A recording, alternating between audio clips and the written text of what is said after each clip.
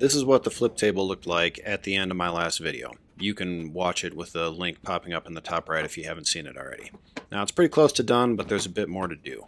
So first off, one of the tables is going to have a pretty heavy machine on it, and the other is just going to be a workbench. So to balance the weights a bit, I did a lamination that's going to be glued under the plywood on the workbench side. Now this helps. I think I could have used a little bit more. There's a space in between the two glue ups. I'll probably fill that with some steel or something to add a little bit more weight to make it a little bit more manageable on the transitions.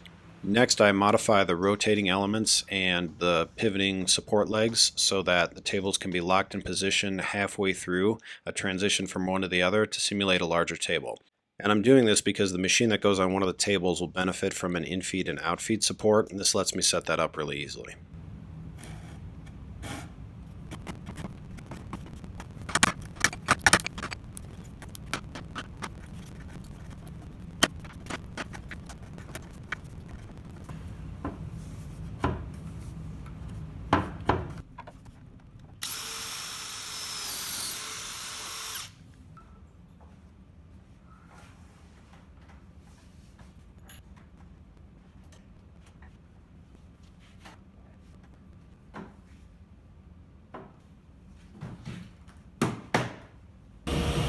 Lastly, I make some slides and locks so that I can slide the machine into a middle position when I'm in that half rotation large table setup so that it's right in the middle with both in-feed and out-feed support.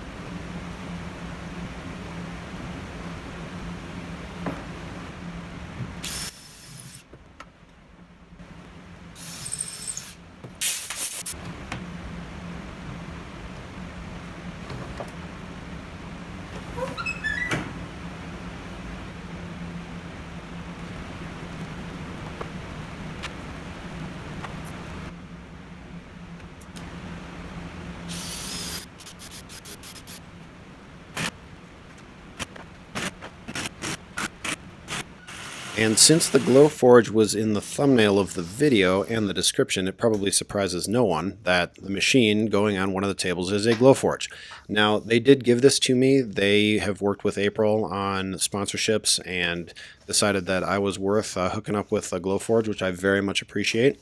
So that's pretty cool. I have an affiliate code too that will get you $500 off a Glowforge Pro, which is what this is. If you do purchase one, don't cut the box up like you're seeing me do, because then if you need to send it into them, you need to pay $250 for packaging, which is totally reasonable from my experience. The warehousing and storage of something extra, like extra packaging, is a real pain. And yeah, if someone wanted extra twin turbo vice packaging, I would charge a lot. So don't be dumb like me and cut up your packaging. So setting this up for the middle position is a bit tricky. The larger counterweight I mentioned at the beginning of this video, that'll help quite a bit.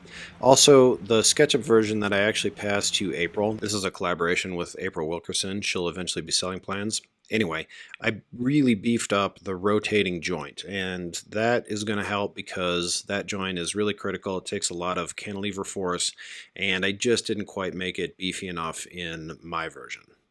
So after pulling all the little tabs that keep everything in place for shipping, it is ready to print. Let's give it a go.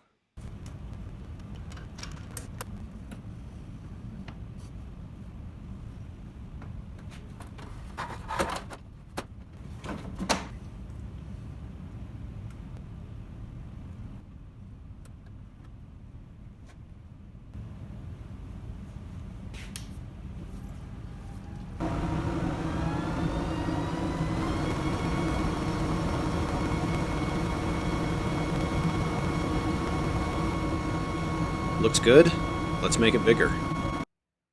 But first, let's get a little bit of finish on there to pretty it up for the big show.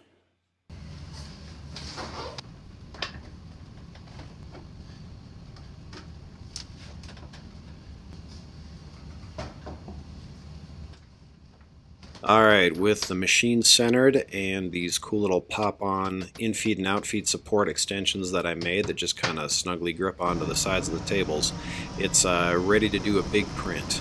So with the Pro version of the Glowforge, it has a pass-through slot. And now I thought this would feed automatically, but it prints as much as it can, then has you scoot the material through a bit, and then uses a photo eye before and after that manual move just to realign. And that worked very nearly flawlessly. I mean, you can't, if you get really close, you can see where those transitions are, but it's quite good. So thank you, Glowforge, for hooking me up with this awesome tool. I'm not a laser expert by any means, but the process of making something was very easy and intuitive with your software and product. And I'm looking forward to learning more and showing off a lot of cool projects.